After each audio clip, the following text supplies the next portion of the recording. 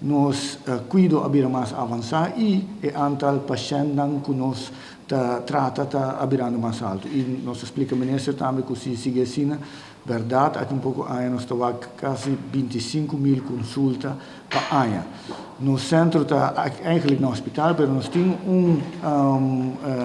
dependência na IMSAM também, onde nós podemos os pacientes de Pariba, e também tem eigenlijk mesmo um cuidado dedicado que nós estamos aqui não. Plus, o paciente que está no hospital, nós temos dois consulentes também, que está especial para o paciente dormir no nosso hospital. Me dou orgulhoso do time e o qual que nós estamos logrando eigenlijk assim. Nós não estamos aqui ainda, mas o qual que me quer tá que nós podemos prevenir toda amputação. Nós sabemos que o paciente com diabetes tem risco grande de amputar dedo e testa pia. No mundo, cada segundo um pia está amputado. Imaginava dus no mundo. Aqui não também nós estamos com amputação.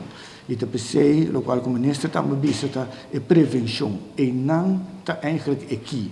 E não nós lo veis capapia. Nós podemos fazer nosso best de tratar a herida, pero é prevenção para não ter uma herida.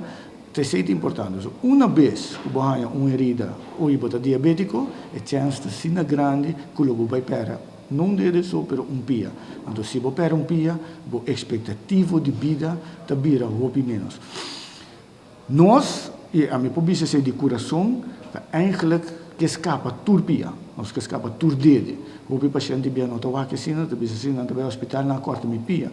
Pero não tem importa, não tem medo e dor sendo bem lá, pero queremos que nós full nos time que escapa e pia não.